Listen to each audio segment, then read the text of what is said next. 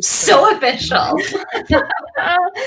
That was brought to you by a kind soul at Fiverr. If you need to have a logo designed or have a really cool swooshy thing before your videos, support your freelancers out there in the world. Anyway, today we are going to be talking about hacking the job description, and we're going to go through job search skills, networking skills, LinkedIn usage, and resume tips and interview tips, and then anything else that you guys want us to cover, we're going to cover it here. And I've got career development coach Meredith Mitnick with me. How are you doing today? Hi, y'all. Doing well. Thank you so much for having me.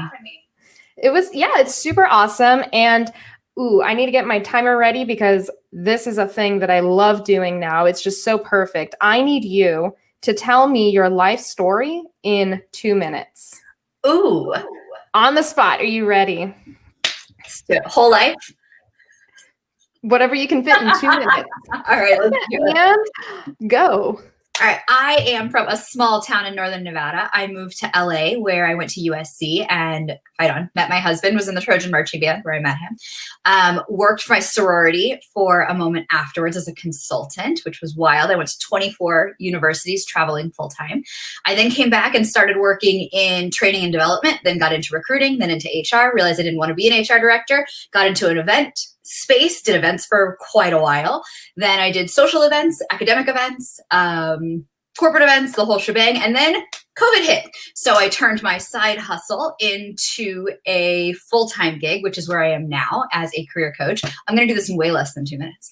And then here's where I am now as a career coach. I specifically love working with folks who are in a transitional time period. So whether you're looking to change jobs or industries or functions, or if much like what's happening right now, everything has kind of gone sideways and you said it's time for me to reevaluate because my priorities are either no longer available or my priorities are no longer my priorities, that's kind of my sweet spot.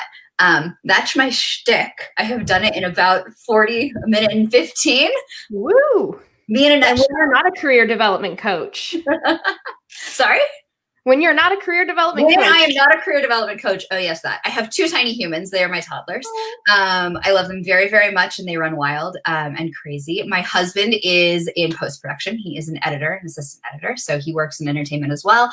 I, being from a small town, love suburbia, so I thoroughly appreciate my valley stint here in LA. It's a little bit wild to still be in a big city like that. In non-COVID times, I love Trojan football and hiking and getting out and about, but everything that I learned I love to do is considered non-essential. So that is basically what we're at. Oh, and coffee. Good coffee, always good coffee. Good coffee is always good. Oh, well, there you have it. We got to learn about your career path and more, which is super awesome. Now, are you still in LA? I am, yes. I'm just up in the valley, just north of Encino. In the valley. Yeah. So that's super cool. I love that you have ties to the events industry and to the production industry, because you've probably met a lot of people who are at various different capacities, from the stage technicians to the event coordinators to directors, producers, whoever the client putting on the event is. You've witnessed it all. Yes, I have. And as you said, everything that you enjoy is considered non-essential. So you have this understanding of what a lot of people are going through right now. Yeah, very much so. My side hustle turning into my full-time business was entirely out of necessity.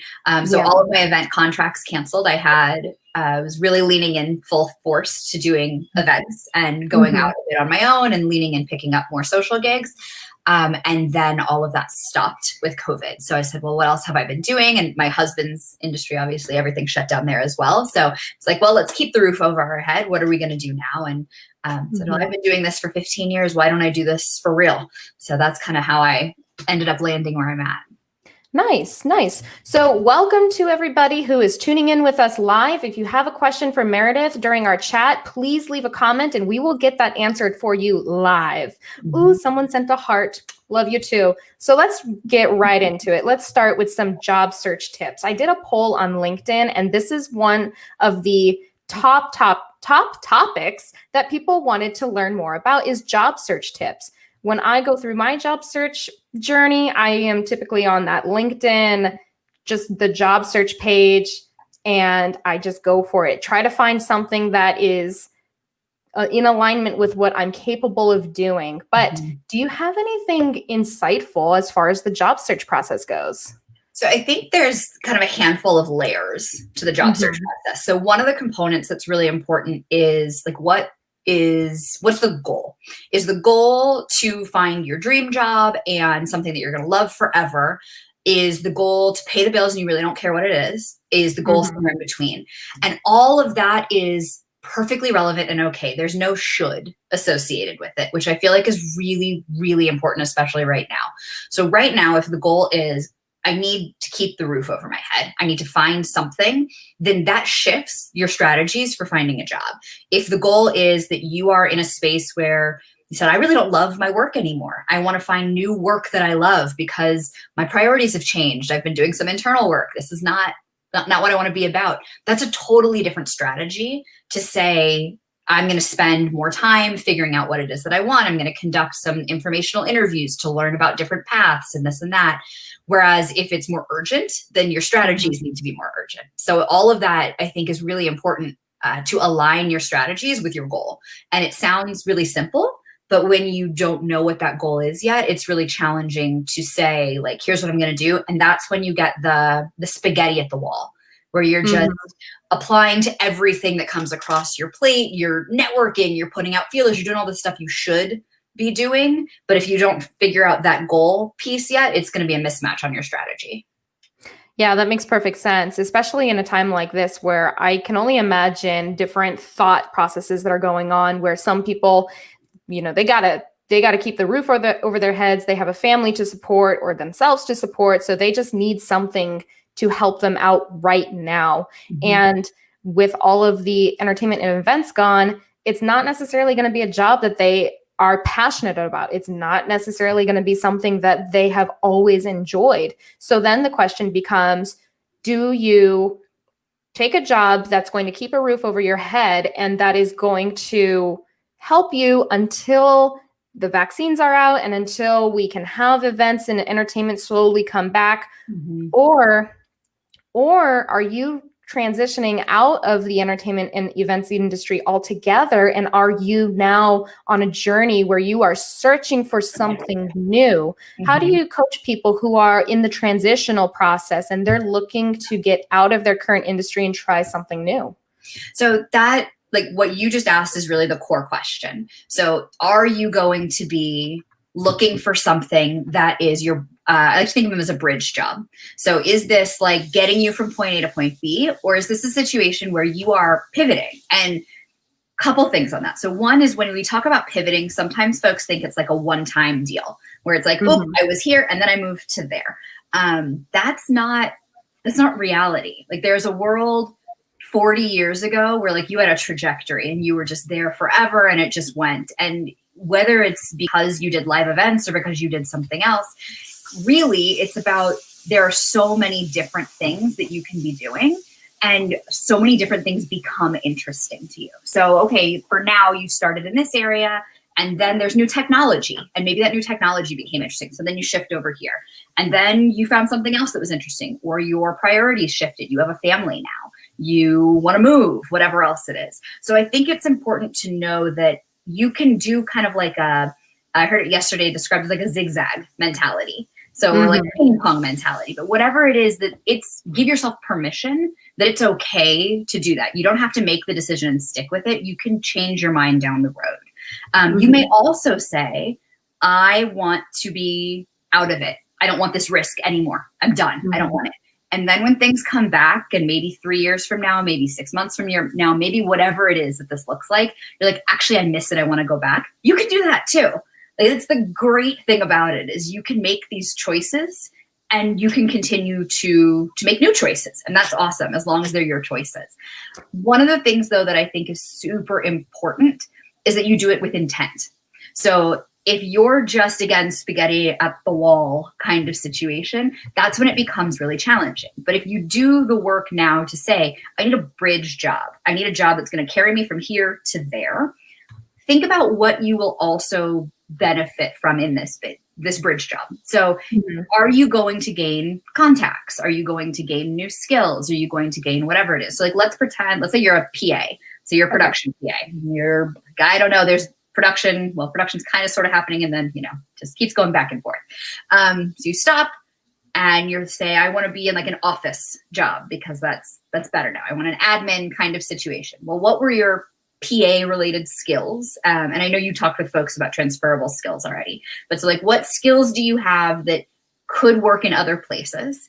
And then what are you going to do here that's also going to support you in where you go next? So is it that you now get exposure to social media marketing? Is it that you now get exposure to working with executives that maybe you hadn't worked in a corporate space before? And now you have, and it sounds silly, but actually working in an office environment is a skill. It's actually something that folks are often looking for. So if you've only ever worked in hospitality and entertainment and that sort of thing, you need to be able to demonstrate that you can be in an office environment.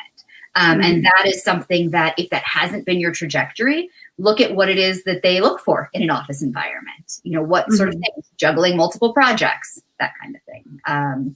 Inner office relationships, maintaining and developing relationships. You do that no matter where you are. It's just, are you outdoors? Are you on a stage? Where are you doing all of this? It's the same kind of concept, but it looks different for folks in an office space. Yeah, we talked about transferable skills largely in the construction field. So how do stage technicians take their experience and go towards construction or at some other related industry? But we haven't really tapped into how to take other experiences from events and entertainment and transition into the corporate side of things or into an office type job, which is exactly what you're working with people and helping them accomplish. Yes, that's one of the really great things about skills is that they're generally, you get to take them with you wherever you go, right? So if you work on a team and you lead a team, that team leadership or that interpersonal dynamic is something that you can apply anywhere. If you have written up a process on how you did something, or maybe you made a process better or safer or whatever, that is the same thing that you can do elsewhere. And I know when you were talking with Ashley about it, she was talking about, I think, asset management and like what that actually means. And frankly, y'all's area, to me, I'm like, ooh, I don't know what some of these words mean. Like, I don't know what that is. But that's where there's this really great opportunity to take what you do and what you're interested in doing and kind of do a little bit of matchmaking. So whatever it is on the other side of it, you'll see that there are job descriptions. And this is kind of in the space of job search tools. And this can be really helpful when you're figuring out what you're going to do next. But to take a look at the job descriptions that you're like, that might be interesting to me. So as you mentioned, I am more well-versed in the corporate side of things or in the academic side of things. But like, let's say you want to be like a safety monitor within academia. You want to work in environmental health and safety. So like, what is it that in those job descriptions you're seeing a lot of? What kind of requirements are they saying? And then you take a look at what you've done and you start to match those things together as a puzzle and say like, what is it that the job description says that I need to have? Do I have these things? And how can I communicate it not in my words, but in their words? Because you want to take all the guesswork out of it. If a recruiter is looking at your resume going, I don't know if they can do this, they probably have another 20, 50, 100 resumes of people who've told them very explicitly that I can do it.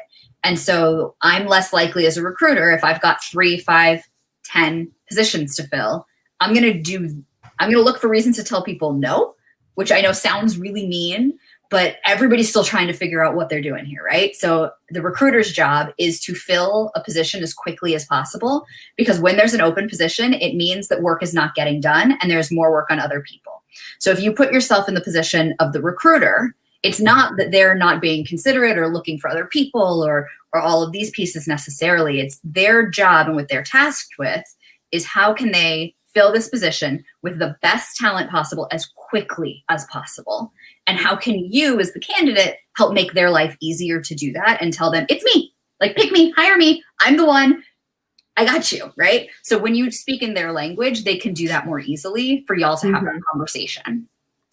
In a previous live with Pedro, when we were talking about transferable skills, we were talking about how if you don't have a specific certification that is required, it is worthwhile to let the recruiter or the hiring manager know, whoever's interviewing you, know that you are willing and capable of receiving or earning that certification within 3 or 6 months. And I've been in a similar situation where they said, you need to have the ETCP Arena rigor certification if you want this job. And I didn't have it at the time, but I said, okay, well, I can get it within 90 days or however long that period of time allotted to me was. Mm-hmm. So I think that's very valuable. And when you are doing that matchmaking to figure out, well, first of all, it starts with your goal, and then you do a little matchmaking based on your goals. Mm-hmm. And when you do that matchmaking, it's all in the job description is what I'm gathering. It's all of the keywords that are in the job description, and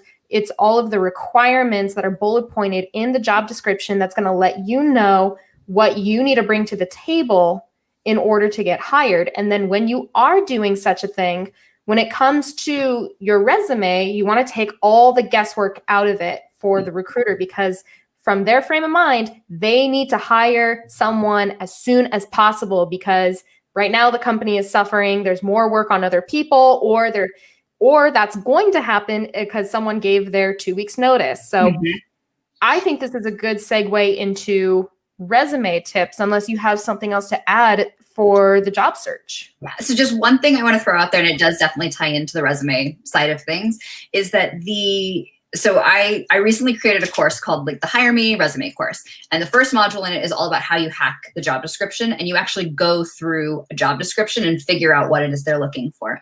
Now, there are some times when companies post a standard job description, and there's only so much you can do with it. They didn't take the time to do it.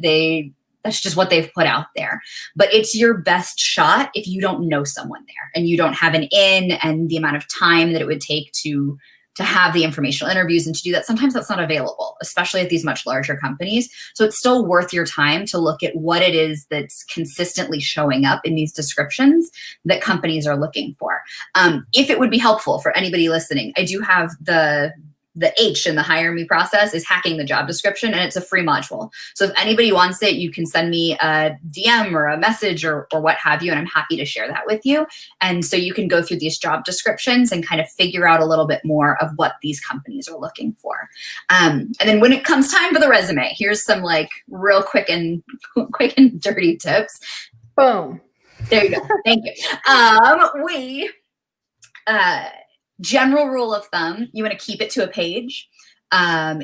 If you have less than 10 years of relevant experience. And when I say relevant, I mean relevant to the job you are applying for. So if you have tons of transferable skills and it's super related to the direction you're going in, amazing. If you have 20 years of that experience, go for it with those 2 pages. But if you're making a big pivot and you have your entire life listed on your resume, it is likely that you will be declined before you get the opportunity to have the interview to explain more. The other thing about resumes is that they are tools to get you interviews, not tools to get you jobs. And this is a very big and specific difference. So think of it as your movie trailer, right? So it's come see this big blockbuster, whatever. They don't tell you the whole movie in the trailer. They just tell you enough to get you interested and show oh, this is for me. I want to see this movie. So your resume is kind of similar in that way. It's oh yes, this does meet the things that I'm looking for as a recruiter, as a company. So I'm going to invest my time and my resources to continue the conversation and see what's there. So when you take that approach to your resume, it can take a little bit of the pressure off of it, because your resume, it won't get you a job. It really very, very rarely is there a situation where somebody's I got your resume, just come start tomorrow. That's not a realistic expectation in most industries and in most fields. So if you look at it for the tool that it is, it can help be a conversation starter, and that can allow you to kind of take a little pressure off, but also know that you then get to elaborate on all of these things when you get in and start chatting with someone over an interview. Mm-hmm. Can you talk more? Oh, we just got a comment that came in. Pedro says, how do you feel about multiple page resumes? So I think I've also may have heard that 2 pages is acceptable. How do you feel about those? So 2 pages, it's all about the amount of relevant experience you have. So if you have enough relevant experience to fill up 2 pages, and that is important information that I need, absolutely. Like, and when I say I mean I as a recruiter. Let's pretend I'm recruiting for your dream company. Great, it's me. Send it to me. So I am looking at it, and if I'm skimming through that information and it's a single page and you've shown me what I need to know, that you have the relevant skills and experiences, it also shows me that you are succinct and you're able to communicate and parse out what is important information versus what is not important information. So when you look at your resume and you go through your pages, look at it with a really critical eye and say, is this important, relevant information? And if the answer is yes, consistently all through it, awesome, amazing. You have probably hit the number of pages you need. If you're like, that's fluff, that's fluff, that's fluff, or that's repetitive, that's repetitive, that's repetitive. One thing that folks tend to often struggle with is if you've had similar jobs in multiple companies, it'll start to look repetitive because you have the same tasks that you did in each company. And that's why when you're looking at your resume bullet points, you want to focus on your accomplishments and your impact instead of your task. So maybe your task was that you wrote the SOPs for a show in multiple positions. Great. Super cool. That's lovely. But what was the impact of that SOP? Was that SOP adopted and used as the template for all other SOPs? Was that SOP, is it 10 years later, it's the same SOP that they're still using, it had longevity, whatever it is. So those are things that tell me as a recruiter, as a hiring team, more about what you did. It tells me more about the quality of your work. It tells me about the impact of your work, rather than you just saying, I wrote an SOP, which is going to be redundant because you've done it a number of times. So I know that is a very long-winded answer to how many pages, but that's like what the most common resume question, but it's the most nuanced, and like just say A or B is not real. I also read that statistically, a 2-page resume is more likely to get invited in for an interview. But I think that very much depends on the industry and if it is relevant. It makes the assumption that it is 2 relevant pages and not just words on pages. Right. As proud as I am of my experience as a karate instructor from being 10 years old to however old, that's not going to be the most relevant thing for me to include on my resume. However, I will say it's not on my resume, but I recently accepted a job for a teaching position. And I mentioned that in the salary negotiation, I mentioned all of that experience and talked about how I will change the way I teach a front kick between a 4-year-old, 14-year-old, and 44-year-old. So, and that has to do with talking about communication and using real life examples of how I can accomplish a certain thing. Now, we have another question from Pedro. He says, how would you test my knowledge versus experience when interviewing? Absolutely. Ooh, I think that goes into interviewing tips. So I guess we can transition right on into that. Let's do it. Question, Pedro. So with regard to the knowledge and the experience, it depends. This is, again, I apologize. It depends on the industry. So some industries have assessments where when you are applying for jobs, you will get an assessment that they'll even have you take it before they bring you in to meet with a person. So that's one of the things that kind of comes up there. So when you have conversations or interviews, but I like to try to frame them as conversations because, again, it takes a little bit of that pressure off of it. So the interview feels scary and judgy, but in reality, like, you're getting to know someone, they're getting to know you. So like, you're having a very structured conversation, but it's still a conversation. So when you talk about the impact behind your experience, you really want to focus on that. So when you're interviewing, the interview questions are driving to a point. They want to know something. It is up to you to determine what that thing is that they want to know and give them an answer that answers their question. So you reply to them in a way that tells them, yes, I made this impact. So I highly recommend having metrics in your resume and in your interviewing and anytime you can talk about it. So if you handled safety protocols for an arena, that's cool. Did your arena seat 50, 500, 50,000? How many people were in this arena? Like, what was it that was? Because if you tell me that you did this for, a high school theater, in my brain, a high school theater might seat 50, but maybe where you had high school experience, that was actually 5,000. So you want to make sure that you are giving this specific information so that I can understand the scope of your work. You also want to focus on the result. So if you did safety protocols for whatever it is, or let's say you were an usher in this space and you wanted to make sure that everybody got in safely, and they want to know about how you manage a crisis situation. And you say somebody pulled a fire alarm, everybody was running out, it was very hectic. We got everyone out safely and we cleared the space of a 5,000 person arena without any incidents. We were able to reopen the doors and did whatever it was. So you told them, this is my impact. This is how big and crazy it was. And maybe something went wrong. Like, not everything goes perfect. Like, one, maybe you pick an example where things went right. But two, like, sometimes things go wrong, but it's talking about what you learned from it. So like, this happened once before in a dress rehearsal and we had this issue. So on opening night, we made these changes. I'm actually going to correct myself because I just said we made these changes. When you're interviewing, you want to say I as much as possible. Because if you tell them we made a change, that doesn't tell me what your role in the process was. And we are often taught that we want to focus on like the team and how we all work together and whatever. Right. And that's super important. And you can say we did whatever and my role was blah, blah, blah. Because when you just say we, it's unclear to me if you are actually the person who accomplished it or if there are other people who did the job and you happen to be near it kind of thing. Right. Wow. Okay. So that was a lot of information. Yeah, sorry, I was throwing it at you. No, you. I have so many thoughts that I'm trying to keep track of.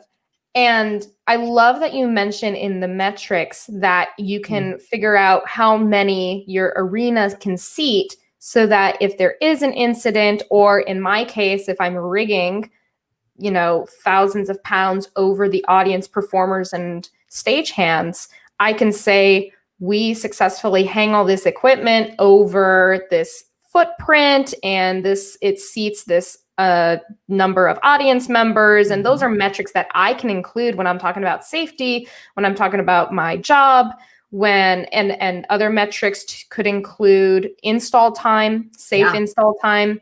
If there's an issue, it could involve, time that it took to conduct a rescue successfully. So, and I love that you brought that up, because when I look at metrics, when you just do a Google search and look at what to include in your resume, a lot of metrics include, I raised the capital by 10%. I increased our following on social media by 25%. I brought in $300,000 from my sales. And it's like, when you're not in those positions, those are not things that you can include. So then what metrics do you include to measure your performance, to measure your impact and success in your job? Do you have other examples from people in events or entertainment that have come to you with their experience and that you've helped them figure out metrics that they can use on their resumes and interviews? What other metrics can you use?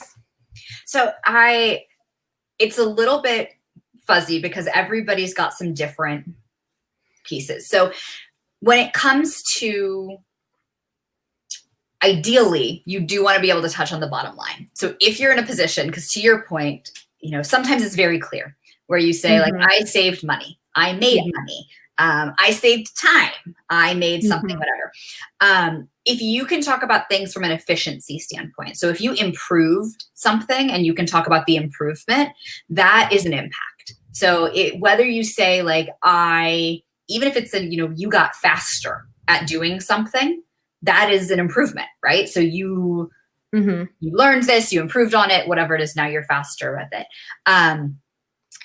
Time is a relevant metric. So if you did something efficiently, that's helpful. Reduction in error is a helpful metric, pending what it is, especially if you implement something that causes a reduction in error, or customer satisfaction, client satisfaction, guest satisfaction. And sometimes there's not metrics. That's the other thing. It sounds great if there's a metric, but sometimes there's not. Sometimes it's like our guests all had a great time. How do you know? Because they were smiling when they left. They really had a good time because I saw all the kids smiling. They loved life. It was super fun. It's hard to quantify that. And if you say 100% guest satisfaction, frankly, I think it's crap. Like that probably sounds terrible, but like that's a hard one to stand by. So I think there's certain nuggets in sharing scope, especially because think about as if you were explaining your job to a 4-year-old, right? Oh. So you're like, okay, Timmy, like this is what I do. I keep 50,000 people safe, and I make sure that they get to see this really cool stuff. And the way I do it, make sure that everybody who's in this X square footage, whatever, and like, yes, I know a 4-year-old wouldn't know that, but like they don't, a really, really big arena with all these people are safe. So then you take that and you turn it, now you're talking to a grown-up, but it's the same concept, because folks who are not within the events industry or folks who don't understand what rigging means, like they've been to a concert, but they have no idea what's happening behind that stage, right? Or under that stage or above that stage. So how do you tell them what your impact was without them understanding those nuances of your role? And that's what will set folks apart as a candidate, to be able to say, I speak your language. And it's kind of a bummer, but it's totally, the onus is on the candidate to say, I can speak your language, not you should come to me and learn what I have to offer. Right. Yeah. Try explaining your job to a 4-year-old. Try explaining your impact to your mom, dad, grandma, grandpa, because that's what I do. And oftentimes my mom when I get too technical with my mom, she's just like, yeah, I need to just stop talking to me. Right? You don't want the interviewer to do that either. So I love that you try to explain your job to different kinds of people, because especially if you are pivoting industries, it is on you to communicate and help the recruiter understand what it is that you're capable of. It's up to you to essentially be your own translator, or you can get a career development coach or someone who is in that realm who that's what they do for a living. They help clients, and they help clients essentially translate what it is they do today into what it is they want to do tomorrow. And that's what you do. Yep, exactly. So go ahead. Sorry. I love your point of like asking family, because if you're talking to somebody who's not technical, and I do this with my IT folks as well, and I'm like, oh, Chloe, like let's pump the brakes. Don't have a clue. I understand when you talk to the CTO, that makes sense. But I used to do recruiting at a technical company, at a cloud computing company. My job was never to understand their technical abilities. That was not my job. My job was fit. My job was, are you going to be a culture fit? Is this going to work well? Can you work well on the team? So it's also important to know who you're talking to. So even somebody who understands technically what you do, that's great. But there might be other folks that you're engaging with, and you need to speak their language. And I love what you say about being your own translator. Like that's where you win, when you show you're going the extra mile to make it fit. Yeah. So I have to show this one comment. Hi, Mom. She says, I know what you do. And it's true. Even though I do rigging, my mom, she's involved in costuming. She's been a runner. She's been a stagehand. I don't even know what else she's been. But when she joined the industry, it definitely was easier to talk to her about what it is that I do, because now she's there and she can look up and see. And just real quick, fun story. I was rigging in an arena I was up on the beams one day and I saw my mom walk through the roll-up doors, and I was so excited because I was like, my mom gets to see what I do. And she never looked up. Oh, She no. never looked at me. Like, And she came back later and was like, oh, I didn't see you. And I was like, no. It was like So the one time we were on the same job at the same time. Oh, it was made me so sad. Absolutely. Anyway. Yeah, but I mean, no, it's super cool. No, I love that my mom knows what I do. And it to me, like, because I am someone who enjoys teaching and instructing. So it's really fun for me to try to describe concepts to different kinds of people. Yeah.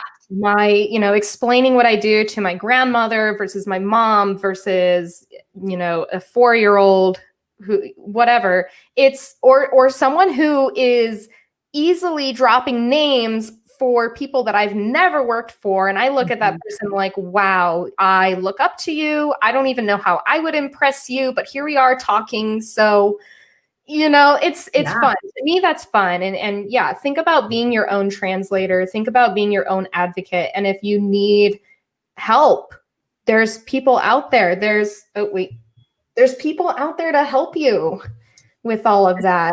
Yeah. Check out Meredith. Check out all of our previous guests. They are experts at what they do, and they're here to help you guys. So let's just talk more about interview tips. So your resume gets you in the door, and then you impress them at the interview. Yes. So you're there. You go. You have your interviewing chat. So in the interview, questions are driving to a point. Like this is what it is. So it's about whether or not you are able to successfully answer their questions. So I think we talked a little bit about that already when it comes to, metrics and sharing the scope of what you've done, as well as like the result. And that's really the thing, is a lot of times focus so much on like the setup of the situation that by the time you get to what you actually did, like your action and your result, it's flipped. So you want to be extremely brief on your setup. So like maybe a sentence of like, this is the situation that was happening. And then here's my task. Here's what I was responsible for within that situation. Okay, great. And then you want to talk about the action that you did, like what happened, what were you responsible for? And then what was the result, the impact? And it's called the STAR interviewing technique. If you want to Google STAR interviewing technique, it is all over the place. It is a great way to go about answering what is the word I'm looking for? Behavioral questions. So anytime a question starts with like, tell me about a time, ... That's really a good way to do that. I also suggest though that you use that even when they ask a more specific question. So like, oh, how do you stay organized? Like, you could tell them like, oh, I like to color code. That tells me nothing. Right? Like I also like to color code, but like, how does that actually keep you organized? So you can say, I find color coding to be kind of my go-to. I'm very visual. So for example, and then you give them your example with your real quick situation and task, whatever your action was. And that can be about like how you keep your gear organized, or how you keep your schedule organized, or how you are balancing the fact that like everyone's at home right now. So like, what are you doing to keep your household afloat while you're doing this, while you're doing whatever? Like, it's just a different world that we're in right now. So those kind of examples can look a little bit different, but you want to provide the context for your answers, because it's also like, I believe you, anyone can say they're organized. Like, oh, I'm totally organized. It's like, no. Like, I can see what's going on behind you. You're not organized, So it's one of the things that you just kind of need to keep in mind there. Yeah.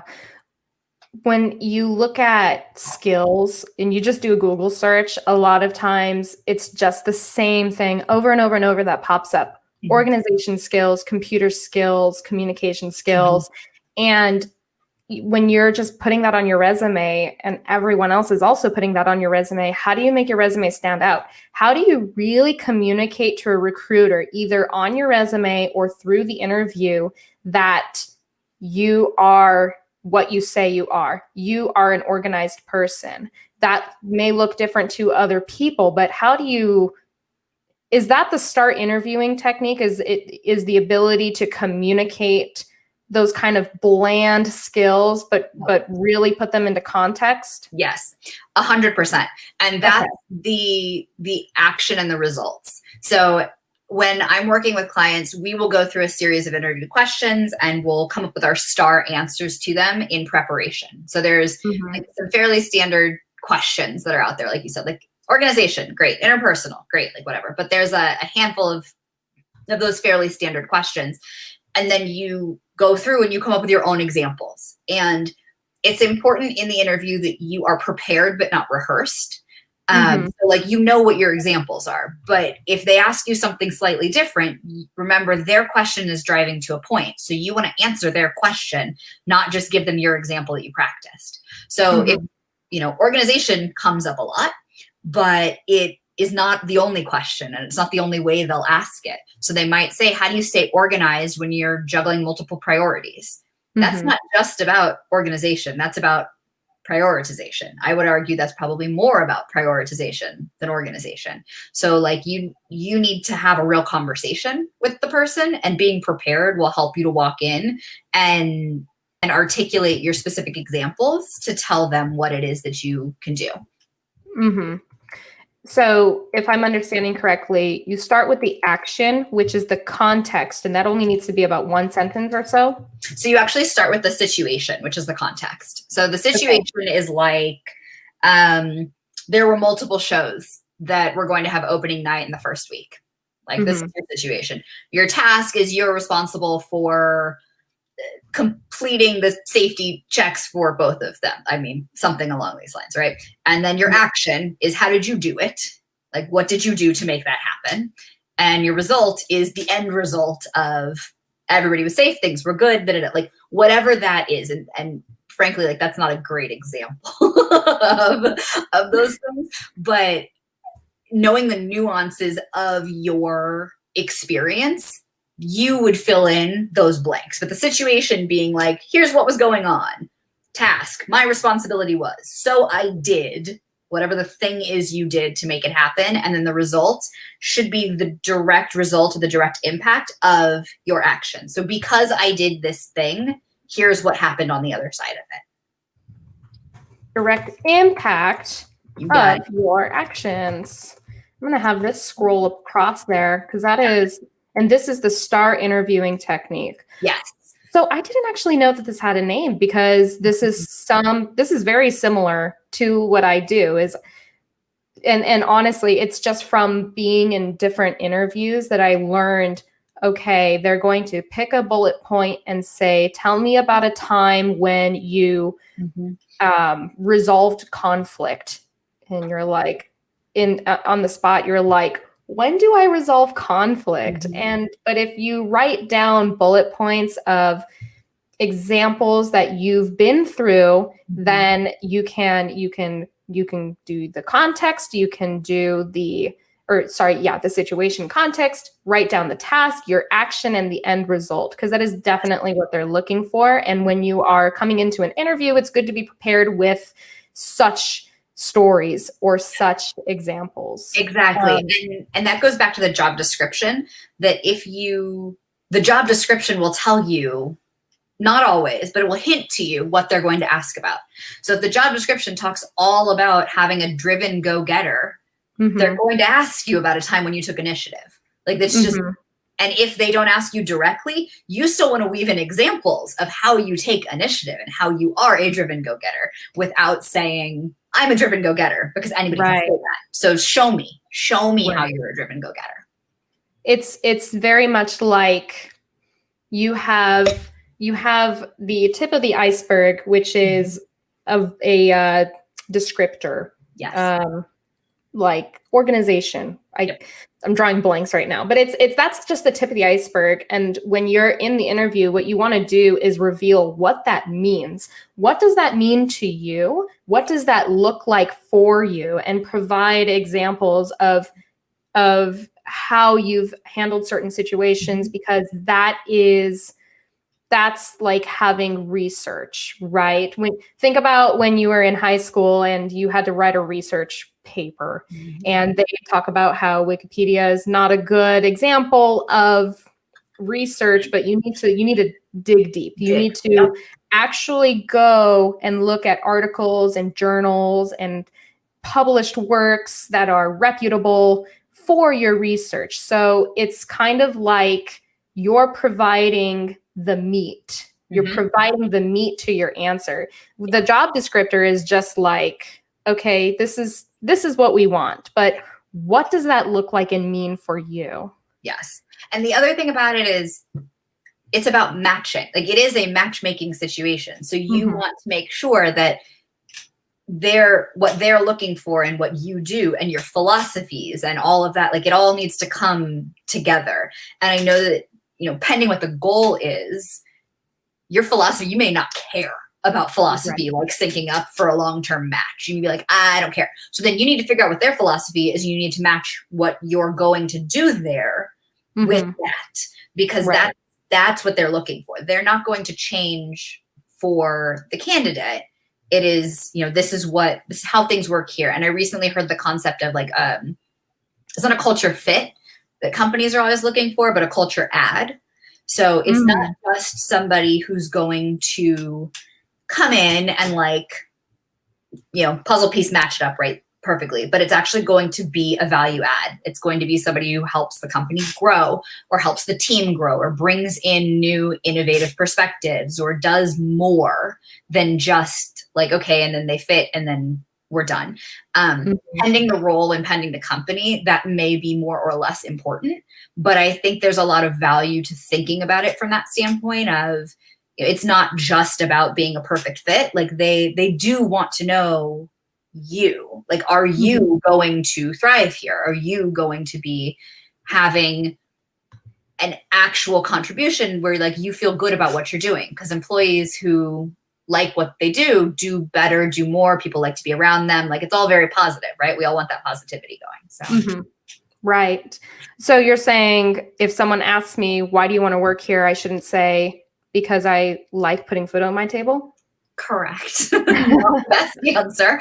And that goes into kind of like your prep. So when you're researching these companies, do they have an Instagram? Do they have a LinkedIn? Do they have a company website where they have videos or podcasts? I've had clients. I have a client who is interested in getting into a very specific niche industry, very, very small companies, a lot of startups. And she is going through and searching for all of these different companies and reaching out to them on Instagram, looking up podcasts where their founders spoke, doing all of these different things to learn about what it is that makes each of these different companies unique and how she might best fit in. And that's where she's getting all this information to say, I love that you, whatever it is, like, I love that you took a stance on these social action issues, and I'm in alignment with that. That's important to me. I agree with your company mission. I think that this kind of, sustainability and sustainable packaging is extremely important because blah, blah, blah, blah, blah, blah, blah. Whatever those things are that you're like, this is why me, not just because I need a job. Because unfortunately right now the market is so competitive that because I need a job it's the given. It's the given. And I think the other thing is like on resumes, like the objective statement, I don't recommend an objective statement because the objective is to get the job. Right.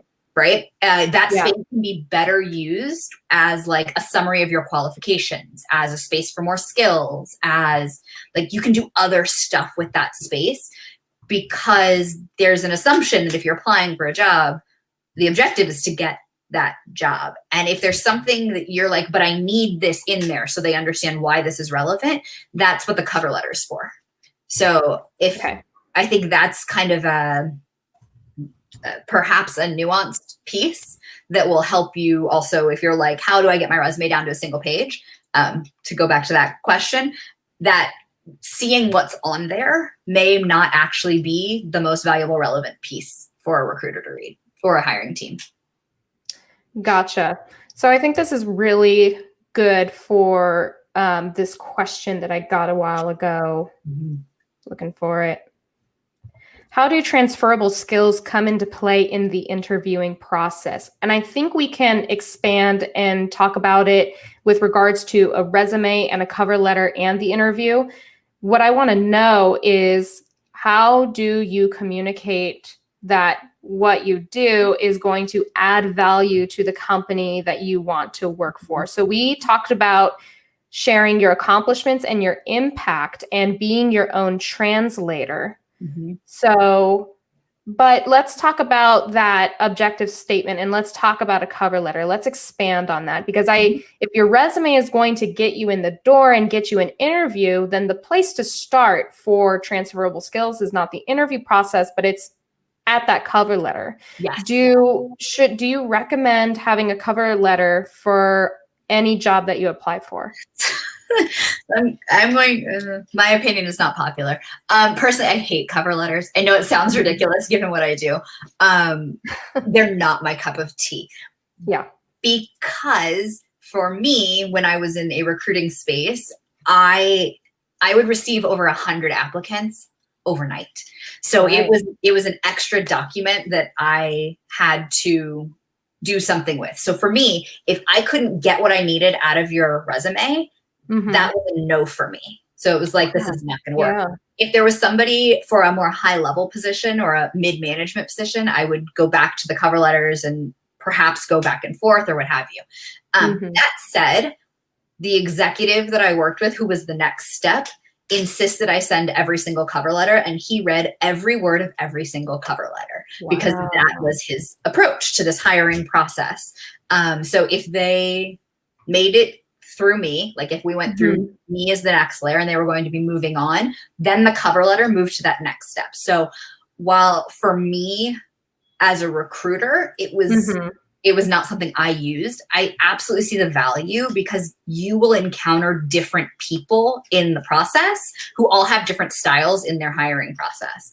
And pending the role, pending everything else, that's what it is. The cover letter is also a really important place for your transferable skills to shine. So that's where you say, like, as a rigger, I have experience doing blah, blah, blah, blah, blah, which parlays into blah, blah, blah, blah, blah. Like you just draw that connection straight up for them. So you can say, you know, my experience in large arenas has equipped me with the skills to all the things they say they need. It is absolutely beneficial for you to use that space in the first place to like set the stage, to say like, here's the deal. I know I said no objective statement, and I generally stand behind that. But if you are in desperate need of explaining why it is that these things connect, that can be what you do up at the top. Calling something an objective to me is redundant and not the best use of somebody's time to read it, because it's implied that the objective is the job. So if you can come up with a more creative title for it, or you just put it up at the top, like it's your headline, cool.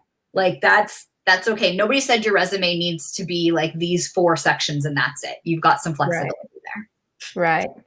So it sounds like the priority for anybody should be not the objective statement, but using that space to highlight on your skills and qualifications. And we've had guests previously say to move your skills and qualifications to the top of the resume. Yes. Then have it follow with your, background experience. Yes. Then if you are applying for something that is a mid-management or executive level position, then you may need a cover letter. And in the job description, sometimes they will require the cover letter. So if it's required, then absolutely you should do a cover letter. Actually, I want to just pause and back it up. Yeah. I would say that you should have a cover letter if your resume requires any explaining. So if you are transitioning in any way and it is not an A to B, you should have a cover letter. Even if it is entry level, still you should have a cover letter. Explain to them, take away my questions, right? So that's what it's used for. Even if you're going A to B, a cover letter can be helpful, because even for the entry level positions, that executive that I would send resumes to, and he was also involved in reviewing these entry-level positions, he would ask for a cover letter. And if they didn't have a cover letter, they were already further on his list, like of priorities. Even if I said, this candidate is so amazing, she's going to wow you, she's incredible, like this is so good. He's like, great, where's her cover letter? I'm like, oh, she didn't submit one. In his mind, she already dinked back down lower. So I think that it is worth including, even if it's brief, but don't beat yourself up over it. Like spend a couple hours, crank it out and be done. If you are 3 days into writing a cover letter, good, done is good, you're done. Like just call it and send it. It's not the best use of your time. There are a billion templates online. Find a template you're comfortable with and adjust it for you if this isn't your strong suit. Because for some folks, it's not your strong suit. Like it's just not. So you can spend the time Googling other options. Don't copy paste. It is not good. It is very clear when somebody has copy pasted. But you can absolutely modify it for you, where it says, I do this. This is why it's interesting. And you could even Google like cover letter for people making a career transition, right? Like it's all on the internet.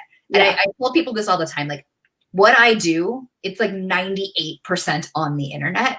It is just a matter of if that's the best use of your time. So is it the best use of your time to go and Google and find all of this stuff and do whatever? Is it a better use of your time to talk with an expert who can guide you specifically through it? Is it some version of both? Like all that's amazing. It's just taking the initiative to go find it to set yourself up for success. Right. So how about once you've gone through the resume cover letter process and you're at the interview itself, and then you are tasked with explaining your transferable skills? We talked about the STAR interviewing technique, which is fabulous, and everybody should prepare for that prior to their interview. So do you have a tips on discussing transferable skills during the interview process? Yeah, it's really all in the STAR piece. So picking examples that are relevant to what it is you will be doing and connecting the dots for them. So telling the employer, here's what I did that is relevant to you. And so that when you choose your examples, if you need to paint a more vivid picture for them. So let's say it's a big leap. You can say, I understand here that you blah. In my experience, I this, and make that connection more concrete for them. If that's something that is a bit like further out there, to be able to do it. Gotcha. So do you have any other interview tips before? Actually, I do have a question. Yes. And I typed it down so that I wouldn't forget. Between tailoring your resume to the job description, tailoring it to the job that you want, and writing a cover letter and preparing yourself for an interview, sometimes it can seem like, and if you have different kinds of different kinds of resumes and different kinds of cover letters, depending on who you're sending this all to, how do you expedite that process? It is so time consuming. Is there a way to be efficient at this process? So one organization is essential. So having a process for yourself is so important. One of the things in the hiring course that I created has a tracker. So it's got a tracker of like how you applied, what positions you applied to, who you've networked with, what kind of companies you're looking at, what's your target list, what are your next steps, like all of that, whatever your organizational system is it's all got to be in one place for you to figure out how to go through it, because you will waste time duplicating efforts when you don't have it figured out and succinct. I'm a big proponent of the idea of having master resumes. So you have, let's say you are interested in going into project management. So whatever it is that you've done before, great, but you want to do project management. You would have a project management resume, and maybe there's some nuances that you adjust. So whether it's like project management in construction or project management in IT or in developing program, like whatever it is, you would still have your central project management master resume. And then let's pretend like you're also like, actually social media marketing also seems kind of interesting. And like, I've never really done, but like, it seems cool. So then you would also have your social media marketing resume. And so you have these master resumes. So rather than rewriting every time a position comes up, you're able to take this master resume and maybe tweak a little bit here and there, but overall to be able to send it in. This is the other reason why when you do the job description review and you go through a handful of descriptions in the similar industry, you should be able to pull together what are the consistencies and the commonalities to make yourself a master resume. Alternatively, like truly the way to expedite it is you buy it. Like you hire somebody to help you to write this resume, or somebody to write the resume for you and to give you the tools to do it. And it's partly a matter of what is the best use of your time. Like, again, it all exists on the internet. Is that the best use of your time? Because looking for a job is a full-time job. So if that's what you're doing and, you know, staying motivated and going through it is a part of it, great. Sometimes though, if you invest in yourself, like when you pay attention. So like all this has existed on the internet since the internet existed, right? So like at what point are you going to implement some of those things? And is it a matter of, well, I'm just going to do it right now because I just have to get it done. So like I'm back against the wall and I have no other choice. Or are you finding yourself dawdling around it? And that's making it a more challenging process. Like I don't know anyone who's like, I love writing resumes and cover letters. It's my favorite thing, who's not a resume writer and not a career coach. Like there's nobody else who's like, oh, I love doing that so much. It makes me so happy. But really, like I'm a stage manager. Like that just doesn't sync up, right? Yeah. Yeah. Especially when it's difficult to talk about yourself in a very positive manner. A lot of people struggle with that. Yeah. So. That's a big one as well. To never work on your resume when you've had a bad day, which I know sounds like way easier said than done. But like when you are feeling on top of the world, go work on your resume. Like sit down, do it, crank it out. Because if you are down on yourself, you're not going to be able to tell people about the great stuff you do. Like you can't. You won't believe it. It'll feel hard. It will be worse. And then the next time you come back to it, it'll just continue to like spiral on down. So, and sometimes that means you need to work on it first thing. So you don't have the opportunity for the day, especially lately, to be crummy. So you just like get right to it. Yeah, definitely. Those are all good tips for expediting the process. Let's talk a little bit about networking tips because we haven't touched on that yet. I love networking. Networking, I think, is the thing. Like if I got one soapbox, it would be my networking soapbox. The benefit, thank you. This is mine. I will stand a little taller on my resume, on my networking soapbox. The thing about networking is if you already need something, it's harder to network. So you want to network before you need something because it is, in the best case scenario, it's about relationships and it's about connections. So I'll use myself as an example. I was talking about this yesterday on Instagram. But I had someone reach out to me. I had interned for this woman at this point 1 billion years ago because I was in high school when I interned for her. So I interned for her. She just introduced me to somebody else who's doing something similar to what I'm doing. So now this other woman and I have now connected. We have found commonalities. Like we get to chit chat. Like there are people who I'm not going to be the cup of tea for. Same thing for her. So we can refer clients. Like it's just a win all around. And this is from somebody who I haven't spoken to in a while. Like this connection all came together from there. I had an executive last month who I used to work with, sent me a job description. And he's like, hey, I know you started your own thing, but I thought of you when I saw this job. I just invested in this company, thought you might be interested in it. Here you go. And it was like, this is so great. Like it's not what I want right now, but so cool that you thought of me for this. So it's not about the like, I need something right now, so let me go network. It's about these long-term relationships that you've created and cultivated in a really genuine way so that when opportunities come up, people think of you. So that's like the big if you're going to do it right, that's what that looks like.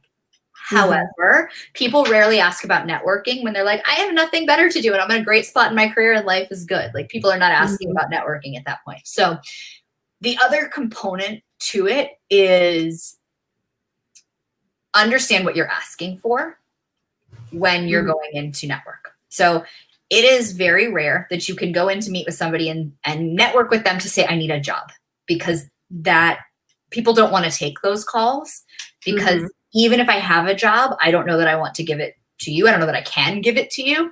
I don't know that that's where this is going to go. And it's uncomfortable and awkward for me to have that rejection conversation, right? So that's not a welcome invitation often. If you want to talk to somebody about learning about their career path, so informational interviews, I love informational interviews. It's about finding out new stuff. So especially if you're interested in transitioning to a new industry or a new function. So a new industry would be like, you worked in live events, super cool. Now you want to work in tech. That's a new industry. You want to do a new function. If you were a stage manager and now you want to go into marketing, super cool. That's a new function. So any of those things open up great doors for informational interviews. So to say, hey, Susan, I see you work in marketing. I'm really interested in learning more about marketing. I'd love to speak with you about your career path. Could you please tell me, do you have 20 minutes to chat this week? Great thing about virtual networking is you don't have to buy anybody coffee, because before it used to be like, let me take you to lunch. Let me buy you coffee. Like there was a monetary investment. Can't do that now. So it's like, let's grab virtual coffee and like that's it. When you have informational interviews, you want to let the other person talk about themselves like the whole time. The point is not to talk about you. The point is to talk about them, to truly gather information, because let's say you are interested in going into marketing. You want to know everything about what makes Susan successful at marketing, because that's how you position your transferable skills. So if she talks about it as like being really creative or being really organized or having relationships with different, like whatever it is, you want to know that so that you can position yourself as that. And so often in these conversations, they will say something along the lines of, go ahead and send me your resume. If something comes up, I'm happy to pass it along. And that's great. But that can't be what you are, the only reason you're having these conversations. Like you have to invest the time to chat with folks about it. I also know that recently I've heard from a bunch of folks who were like, I put out on Facebook that I was like, I'm interested in going into A or B. If you know anybody in any of these areas, I'd love any connections. And this woman, I think she has 12 connections off of one Facebook request that like her. Wow. And then other folks were like, well, I don't work in that specifically, but I work in this other thing that's kind of adjacent, and I'm happy to talk with you if you want to learn more about it. So it's knowing what you're asking for. Like, yes, the end result is the job, but to say, hey guys, I need a job, that goes back to like when a recruiter says like, so why do you want this job? And you're like, because I want to eat. Like we need better answers to those questions, so that you are continually saying like, here's my value add. Here's why I'm fun and you want to be around me. Like, here's why this is a positive experience for everybody involved. Right. Yeah. I mean, a lot of opportunities can come just from a simple question or a simple conversation, where if you go into it without expectations of anything and you just have an authentic conversation, then they're going to think about you. And who knows if it's next month or next year or a few years down the road. I posted a video and was approached about it like 2 years after I had posted that video. So you just never know what opportunities are going to come. So you need to know what you are asking for. I think it's equally important to not have expectations or to have realistic expectations, because you don't want to appear desperate and you don't want to come out of it disappointed. Yeah. You want to come out of it optimistic that something is yet to come. Yeah. And it's so much easier said than done.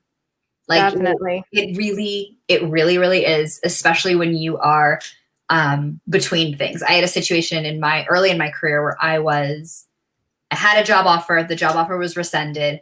I went from having like multiple job offers to 0 job offers to having quit my temp job because I thought I was going to start a new job. And I was like, full blown desperation. Like, Mhm. oh my word. And I met with a director who I had been in touch with. I had been meaning to get in touch with. Said, hey, are you willing to have lunch with me? Like, I'm back in town.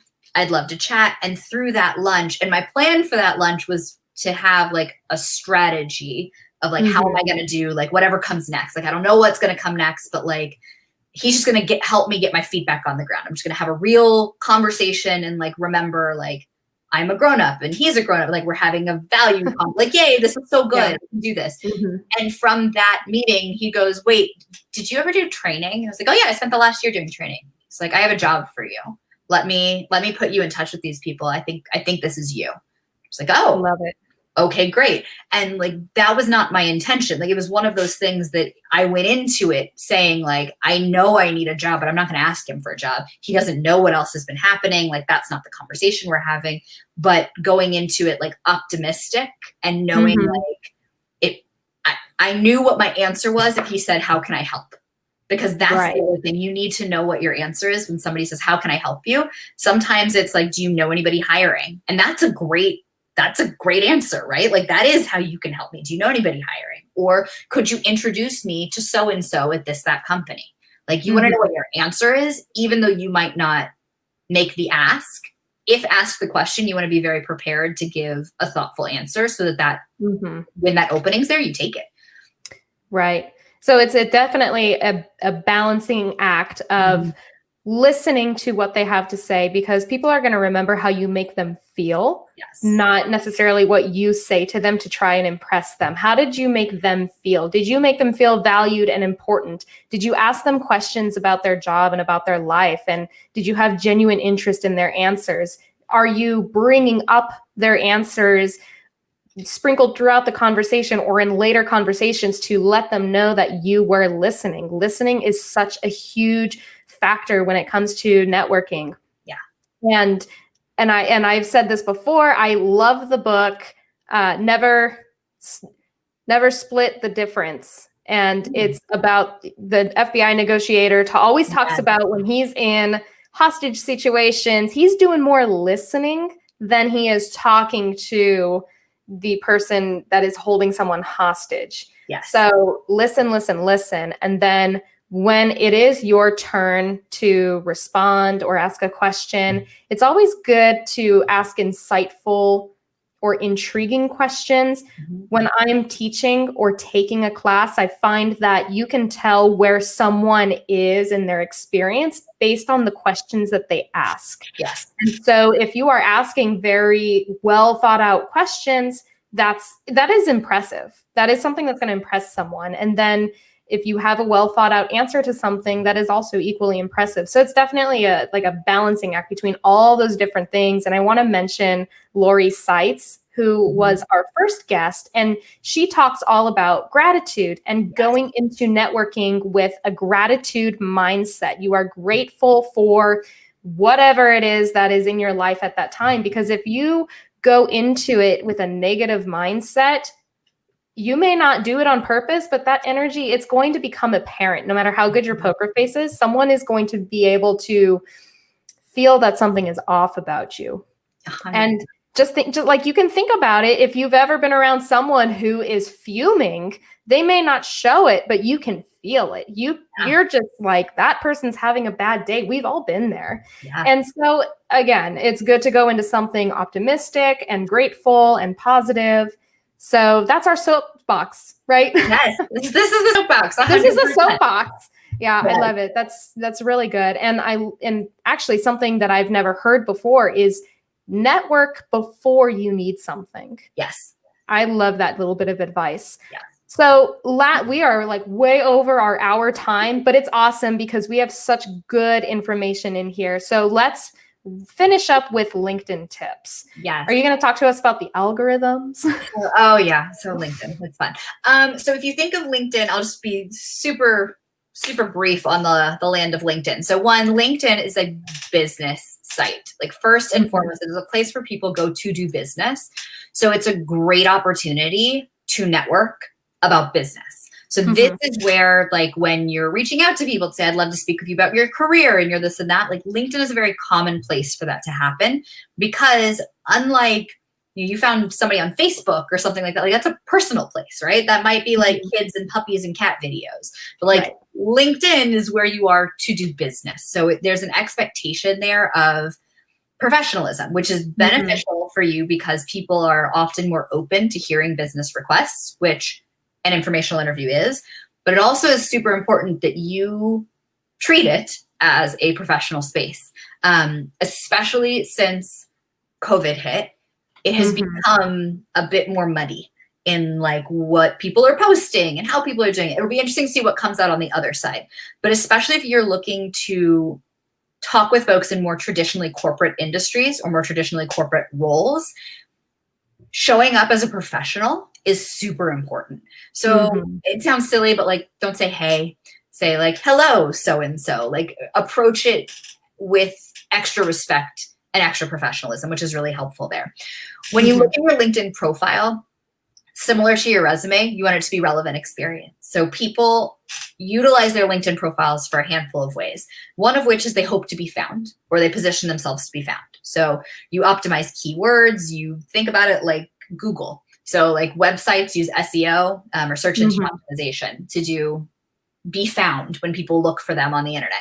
Same thing with LinkedIn. So if you want to go into project management or marketing or IT programming or whatever it is, and those words aren't anywhere on your profile, you're never going to be found when people go to look for you. So there's that. The other piece of it is if you look at it like a resume, it's like a landing page. So when somebody is like checking into you as you're saying, hey, I want to talk to you about your experience or about your whatever, this is just your sales page. So maybe you're not trying to drive traffic there. You're not seeking for recruiters to land there and find you in their searches. And that's fine if that's not your approach. But you want your profile to be polished and consistent with your resume, because if there's a mismatch, somebody's gonna be like, wait a minute, what's going on here? And it's possible you just haven't updated your LinkedIn in a while, and that's fine, but take a hot second to do it. And just use it. Like that's the other thing. Like I love LinkedIn. When I was a recruiter, I lived on LinkedIn. Even when I would get 100 candidates in, sometimes 98 of them would be a hard pass. And so maybe 2 of them I'd consider setting up something with, and I'd still go to LinkedIn and try to find more people. Because because there were a bunch of applicants didn't mean they were the right applicants for the job. So there's real value in being there and being active there.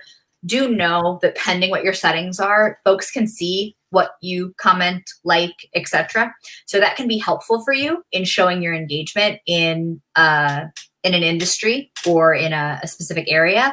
But also if you are, I've seen people post all sorts of things that I am floored that is how they're choosing to show up ever.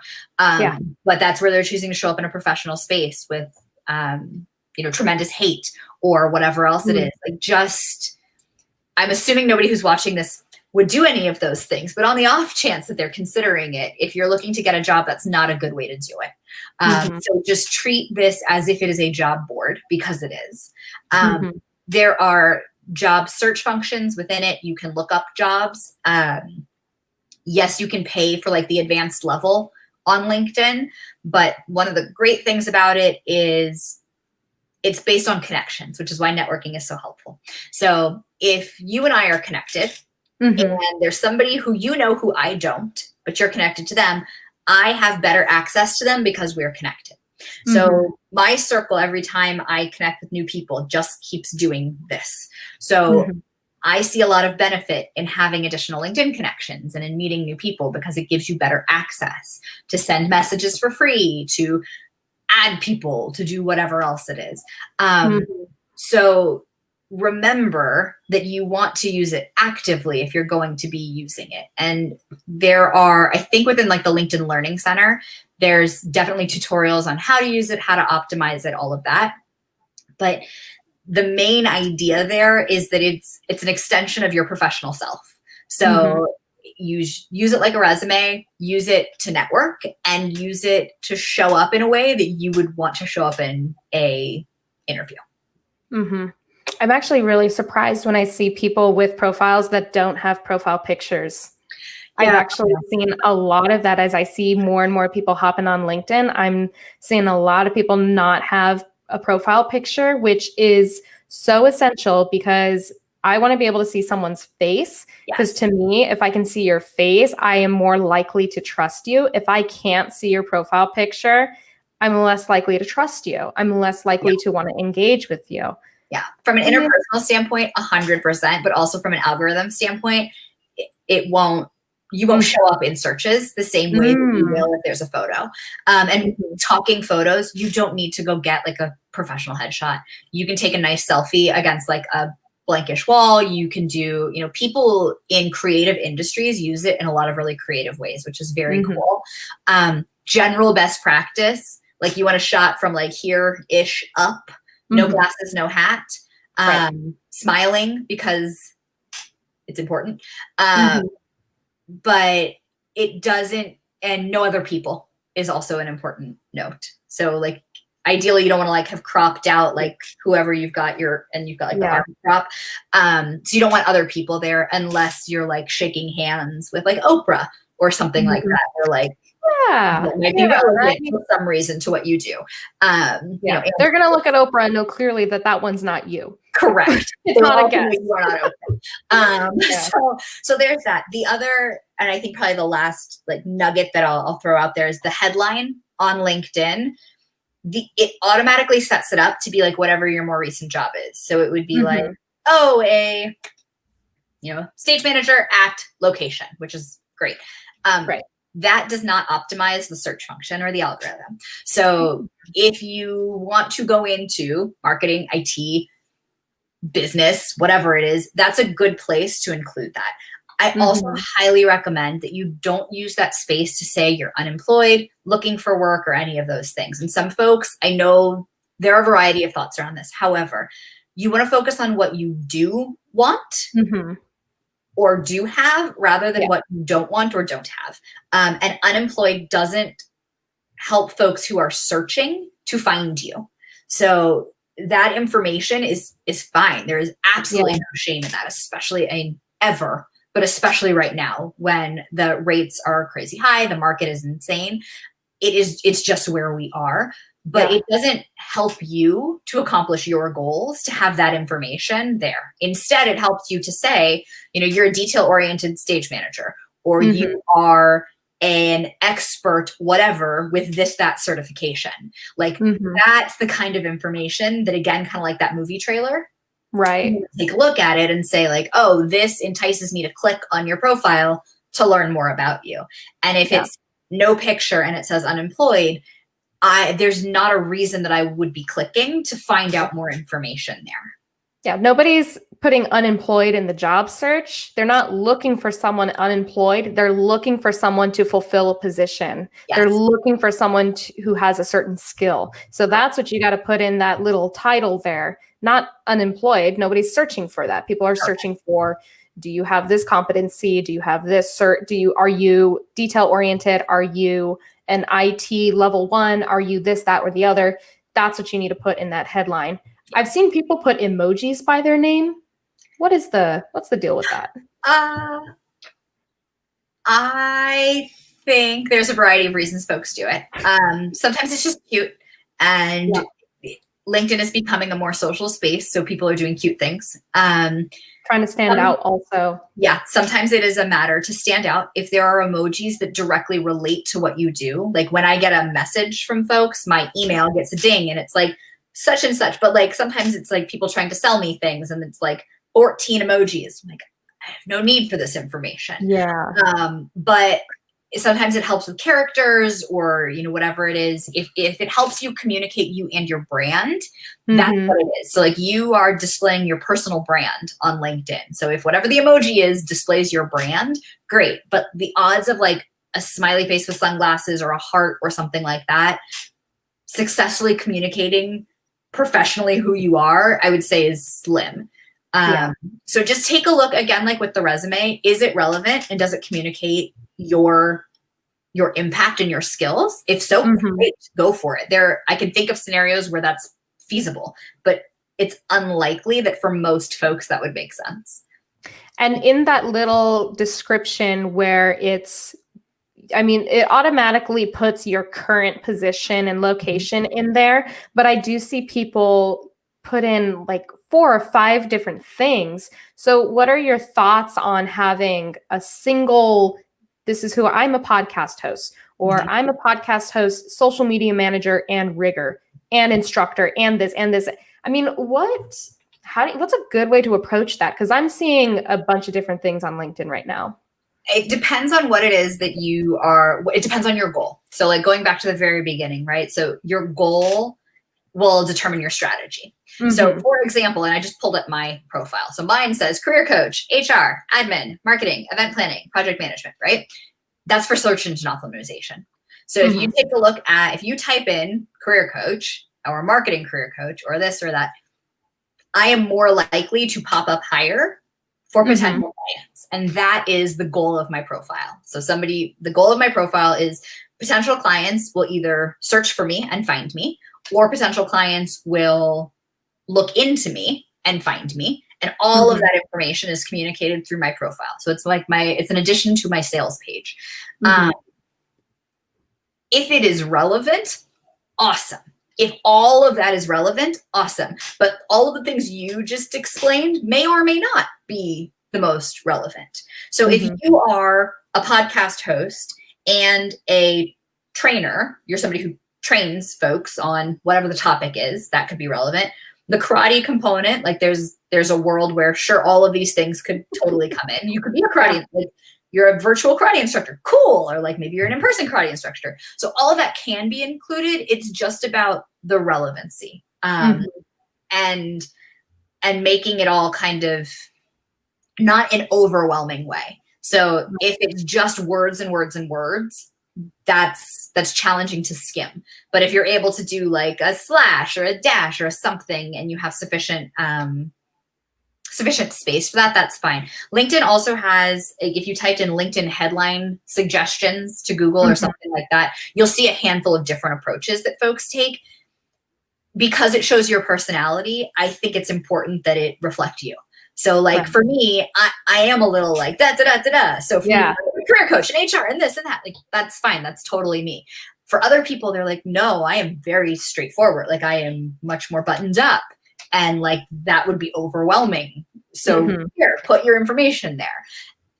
If the last job you did is what's in there, like job at whatever, it's not the end of the world. It's just not optimized. So is this somewhere where you want to spend your energy and your calories and your time? Great. Go ahead, make some updates, do it. If you want nothing to do with LinkedIn, you're never going to visit it. It is not going to be your thing. That's fine too. It's just your strategy and your goals. Yeah. So for the headline, would it be good for students to write aspiring engineer or something in progress? I think it depends where you are in your career search.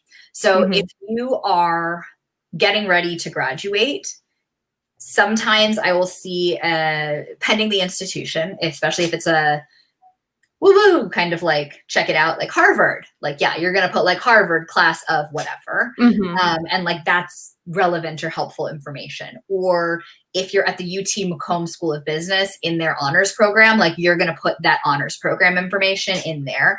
And then maybe like finance or whatever. And again, I would say just, it's the keyword piece. Because while aspiring is a good descriptor, nobody's searching aspiring.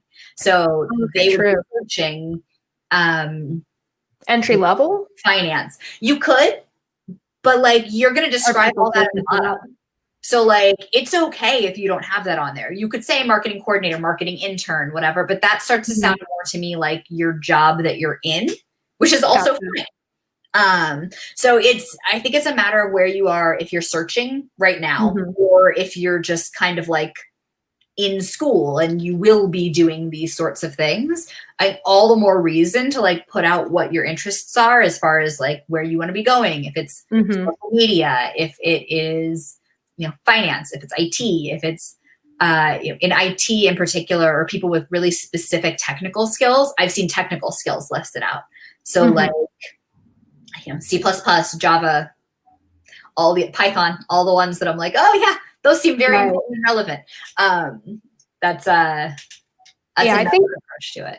I think that the thought process for students is they don't want to lie. They don't want to say there's something when they're not. So I think that's where like that aspiring word comes into play, because this is not who I am yet, but I'm studying this. So, I mean, would it be worth it to have like student or class of as well as what it is you want to do? So it's not like you're saying I'm an engineer right now. You're saying engineer / class of 2021. I think you can absolutely do that. And the other piece about it is that if somebody's looking at your profile, they will also be seeing what's below it. So as you scroll down, so like you might say like, whatever it is, like university, and then like your grad year. So like Laverne 2020 or 22, and then like a slash or something, finance, IT, project management, whatever it is. Like that's the other piece that kind of gives you the context of what it is. So I do think like the university or like the year is relevant. Alternatively, instead of saying like I'm a stage manager, you could say what the areas of interest are. So if it's stage management, great. Like that's still in like this searchable space without you saying that you are a stage manager. And then as you look down on your LinkedIn, for example, you would see like, oh, like these are their internships, or this is their whatever it is. So I think that it's really great that folks want to toe that line of, the ethically not lying about something you do. Right. But that headline piece it's not the same as like when you put on a resume, like I did these things. It's really just like your headline. It's like your TikTok profile, like all that other really cool stuff that I'm not quite enough to know the details of. Yeah.